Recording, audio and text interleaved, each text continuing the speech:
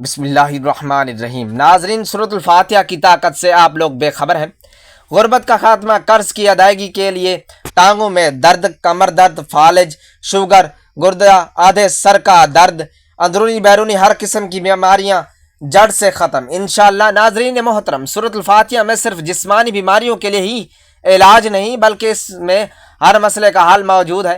حضرت عطا رحمۃ اللہ علیہ فرماتے ہیں کہ جسے کوئی حاجت ہو وہ سورۃ الفاتحہ کی تلاوت کرے، اس کی برکت سے حاجت پوری ہو جائے گی۔ کوئی مشکل ہو، پریشانی ہو، تنگ دستی ہو، کوئی پریشانی آ جائے، کوئی حاجت پہ درپیش ہو، سورۃ الفاتحہ پڑھے، دعا مانگے، انشاءاللہ اللہ پاک کرم فرمائیں گے اور مشکل، پریشانی، تنگ دستی دور ہو جائے گی۔ سورۃ الفاتحہ قرآن پاک کی پہلی اور نہایت ہی بابرکت سورت ہے۔ اس کے ساتھ آیات ہیں اور مختلف نام ہیں جسے نماز میں ہر رکعت میں دہرایا جاتا ہے۔ سورۃ الفاتحہ کی فضیلت کے بارے میں خود اللہ رب العزت نے ارشاد فرمایا، اور بے شک ہم نے تم کو 7 آیاتیں دی جو دہرائی جاتی ہیں، اور عظمت والا قرآن، اس وجہ سے اس سورت کو الصبا، المثانی اور قرآن العظیم بھی کہا جاتا ہے۔ حضرت ابو زید رضی اللہ تعالی عنہ فرماتے ہیں کہ ایک مرتبہ رات کو وقت تھا، میں نبی صلی اللہ علیہ وآلہ وسلم کے ساتھ مدینہ منورہ کی ایک گلی سے گزر رہا تھا۔ اچانک ایک گھر سے آواز آئی۔ ایک صحابی رضی اللہ تعالی عنہ تہجد کی نماز میں سورۃ الفاتحہ کی تلاوت کر رہے تھے۔ اسے سن کر نبی کریم صلی اللہ علیہ وآلہ وسلم ٹھہر گئے اور سورۃ الفاتحہ کی تلاوت سننے لگے۔ جب صحابی رسول نے سورۃ الفاتحہ مکمل پڑھ لی تو نبی صلی اللہ علیہ وآلہ وسلم نے فرمایا کہ قرآن مجید میں اس جیسی کوئی سورت نہیں۔ نبی علیہ الصلاۃ والسلام کا فرمان عالی شان ہے کہ سورۃ الفاتحہ ہر مرض کی دوا ہے۔ اس سورت کا ایک نام شافیہ اور ایک نام سورۃ الشفا ہے، اس لیے کہ یہ سورت ہر مرض کے لیے شفا ہے۔ ایک اور حدیث پاک میں بھی اسی طرح کا مضمون ملتا ہے کہ نبی علیہ الصلاۃ والسلام نے فرمایا کہ سورۃ الفاتحہ میں ہر بیماری سے شفا ہے، اور علماء فرماتے ہیں کہ 100 مرتبہ سورۃ الفاتحہ پڑھ کر جو بھی دعا مانگی جائے وہ قبول ہوتی ہے۔ 7 دنوں تک روزانہ 11,000 مرتبہ سورۃ الفاتحہ کا صرف اتنا حصہ پڑھنا، ایاک نعبد و ایاک نستعین، اول و آخر 3 مرتبہ درود شریف پڑھنا بیماریوں اور بلاؤں کو دور کرنے کے لیے بہت ہی مجرب عمل ہے۔ ناظرین کرام، سورۃ الفاتحہ کے فضائل جان کر آپ کو اس کی فضیلت کا اندازہ خوب اچھے طریقے سے ہو گیا ہوگا۔ اس کے ترجمے کو پڑھیں اور کوشش کریں کہ یاد کر لیں، اور جب بھی نماز ادا کریں تو اس کے معنی پر لازمی غور کیا کریں۔ آپ کو اس کا روحانی طور پر بہت زیادہ فائدہ ہوگا۔ اللہ تعالی ہمیں سورۃ الفاتحہ کے فضائل اور برکات سے بھرپور مستفید ہونے کی توفیق نصیب فرمائے، آمین یا رب العالمین۔ تو ناظرین، سورۃ الفاتحہ کی طاقت، ٹانگوں میں درد ختم کرنے کے لیے سورۃ الفاتحہ کو صرف اس طرح پڑھیں کہ کمر میں درد ختم کرنے کے لیے سورۃ الفاتحہ کو اس طرح پڑھیں، آدھے سر میں درد ہو ختم کرنے کے لیے سورۃ الفاتحہ کو اس طرح پڑھیں، یا فالج کے مرض سے بچنے کے لیے سورۃ الفاتحہ کو اس طریقے سے پڑھیں۔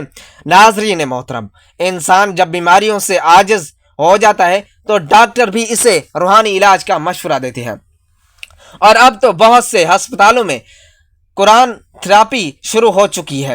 کئی بار لوگوں کو اللہ کے کلام سے شفا پاتے ہوئے دیکھا ہے اور سنا ہے، جن کا کہنا ہے کہ جو کام ادویات نہیں کر سکتی وہ اللہ کا کلام سب سے بہتر کرتا ہے، اور یہ سب سے بہترین اور افضل علاج ہے جس میں کہ شفا کاملہ موجود ہے۔ سورۃ الفاتحہ قرآن مجید کی پہلی سورت ہے۔ سورۃ الفاتحہ میں ہر بیماری کی شفا ہے۔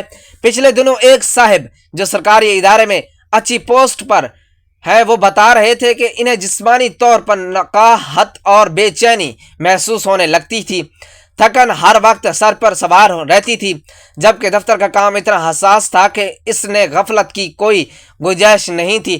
انہوں نے اس کا علاج سورۃ الفاتحہ سے کیا۔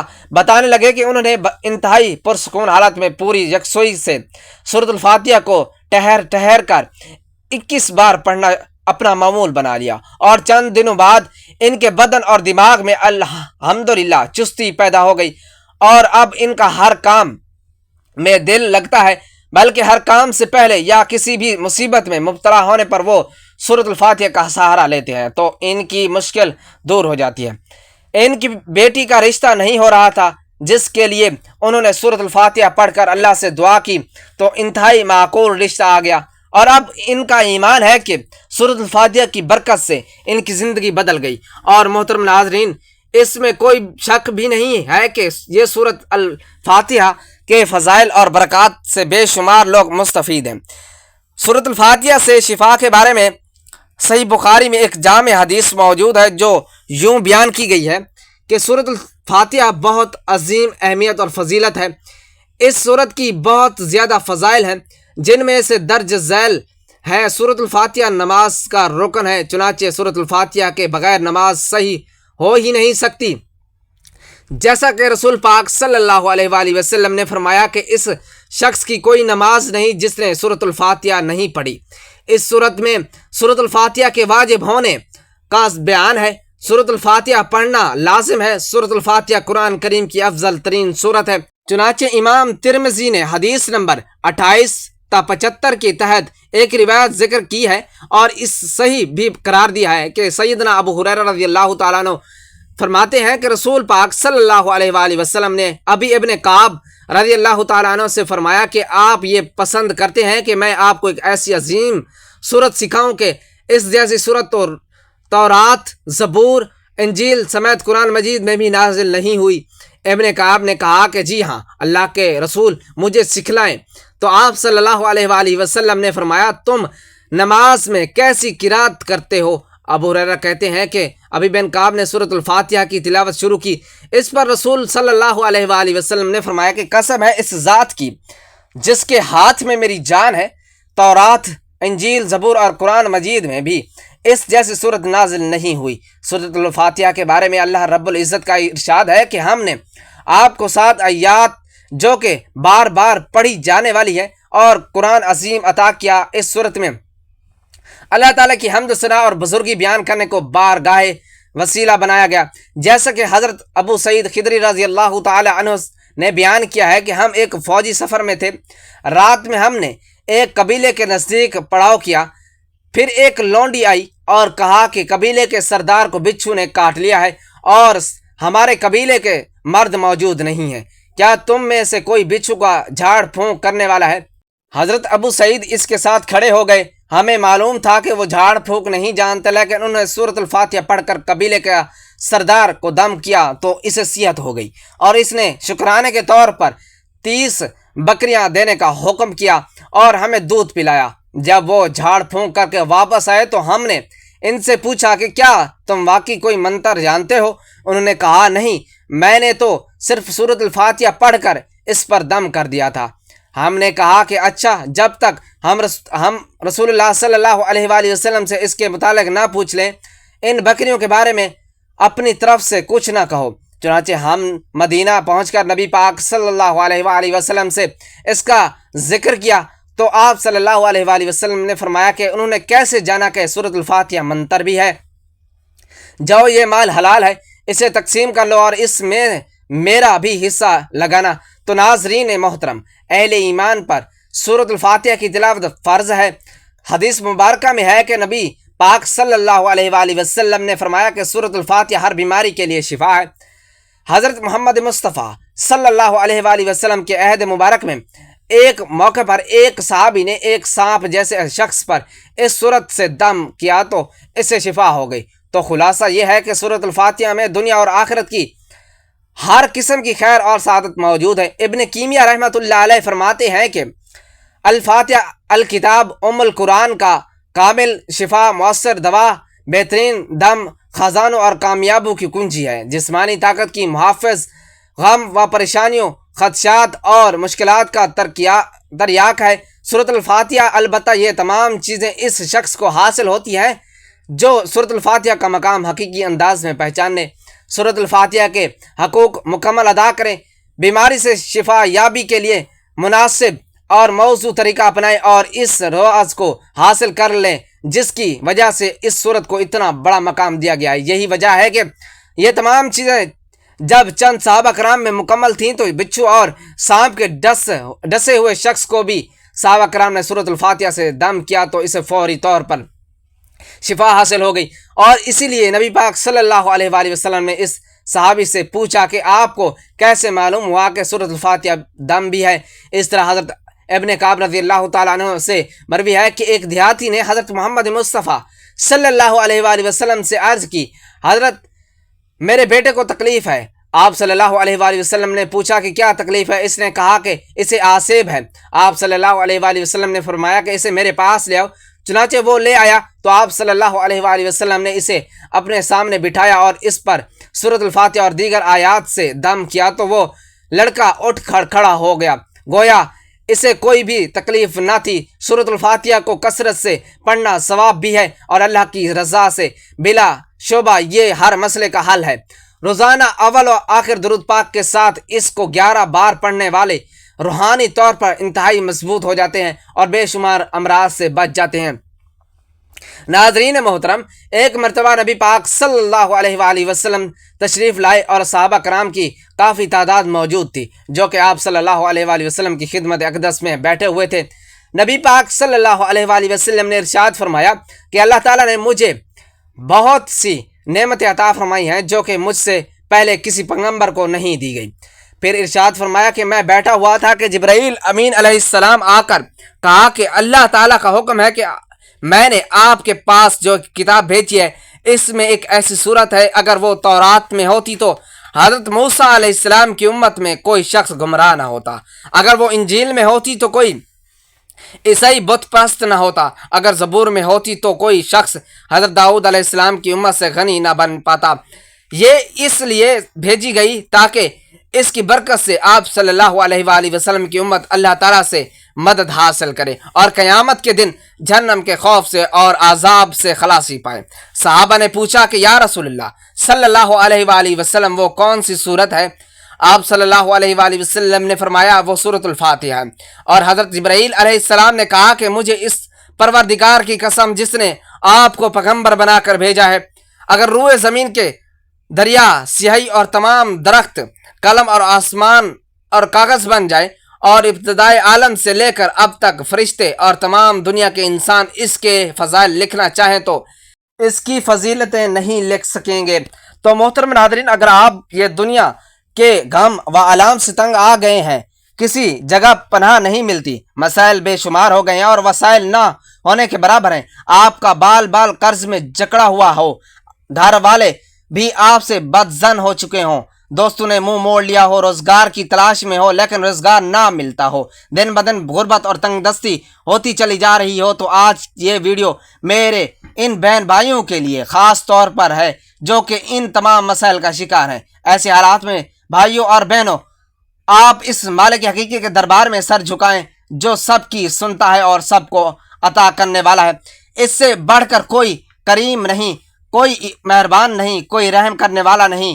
کامل بھروسہ کرتے ہوئے اور یقین رکھتے ہوئے اگر اس کا در بند ہو گیا تو پھر کوئی اور در آپ کے لیے کھلنے والا نہیں، اور اگر اس نے آپ کو عطا کرنے کا فیصلہ کر لیا تو کوئی آپ کو محروم کرنے والا نہیں۔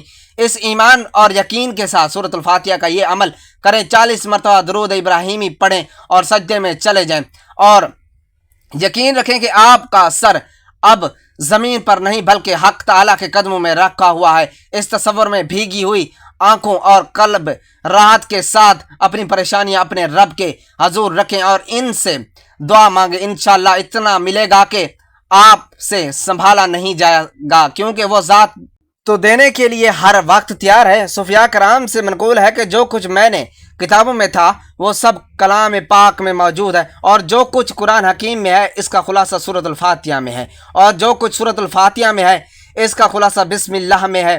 اور مشائخ نے لکھا ہے کہ اگر سورۃ الفاتحہ کو ایمان و یقین کے ساتھ پڑھا جاتا ہے تو ہر بیماری سے شفا ملتی ہے۔ اگر کسی کی ٹانگوں میں درد رہتا ہو، کسی طرح آرام نہ آتا ہو اور رات کے وقت یہ درد شدید ہو جاتا ہو تو اسے دور کرنے کے لیے غرض سے باوضو حالت میں سورۃ الفاتحہ کو چینی کی پلیٹ پر لکھیں اور خالص روغن زیتون سے اس کو دھو کر کسی چیز میں ڈالیں، اور اس کے بعد 70 مرتبہ سورۃ الفاتحہ پڑھ کر اس پر دم کریں، اور ہر روز رات کو سونے سے پہلے اس تیل کی مالش کریں۔ اللہ تعالیٰ چند ہی دنوں میں فاقہ ہوگا اور درد کی شکایت دور ہو جائے گی۔ اس طرح سردی کے موسم میں یا گرمی کے موسم میں किसी को कमर में दर्द रहता हो, मौसमी असरात के बायस होने वाले कमर दर्द में अफाका आ जाएगा। हासिल करने के लिए बावजू हालत में शीशे के प्लेट पर एक मरतबा सूरत फातिहा लिख कर इसको रोगन बादाम से धो लें और फिर इस तेल में 70 मरतबा सूरत फातिहा पढ़कर किसी शीशी में तेल महफूज कर लें। कमर दर्द होने के सूरत में इस तेल की अच्छी तरह मालिश करें, इंशाअल्लाह दर्द में आराम आ जाएगा। इसी तरह अगर किसी को निस्फ यानी आधे सर में शदीद दर्द की शिकायत रहती है, किसी की तरह आराम ना आता हो, तो दूसरा शख्स बावजू हालत में अंगूठा और दरमियान वाली उंगली में से इसकी कनपट्टियों को जोर से दबाते हुए सूरत फातिहा पढ़ना शुरू कर दे और पढ़ते हुए आहिस्ता आहिस्ता दोनों उंगलियों को माथे के दरमियान पेशानी पर मिला दे और सूरत फातिहा ख़त्म कर दे। ये अमल 3 मरतबा करे और 3 दिन तक बिला नागा करे तो इंशाअल्लाह सूरत फातिहा की बरकत से दर्द में आराम आ जाएगा। और जो कोई ये चाहे कि इसकी तंगदस्ती दूर हो जाए, इसकी रोज़ी फराख हो जाए, इसके हाँ दौलत की रेल फेल हो जाए, तो इससे चाहिए कि हर रात नमाज के बाद तवज्जो और यकसोई के साथ 21 मरतबा सूरत फातिहा पढ़कर अल्लाह ताला से दुआ मांगा करे। इंशाअल्लाह जो भी दुआ मांगेगा बारगाह इलाही में कबूल होगी। इसकी तंगदस्ती सूरत फातिहा की बरकत से दूर हो जाएगी और अल्लाह ताला पर पर्दा गैब से इसकी रोज़ी के लिए ऐसे असबाब पैदा कर देगा कि जिससे इसकी रोज़ी फराख हो जाएगी। इसकी तंगदस्ती इंशाअल्लाह खुशहाली में बदल जाएगी। यकीन कामिल तवज्जो यकसोई के साथ अमल को बिला नागा जारी रखें। इसी तरह मेरी कोई बहन बेटी औलाद की नेमत से महरूम हो और चाहती हो कि अल्लाह इसे औलाद की नेमत से नवाजे, तो इसे मकसद के लिए चांद के महीने की पहली जुमरात को अव्वल और आखिर तीन मरतबा दरूद पाक पढ़े।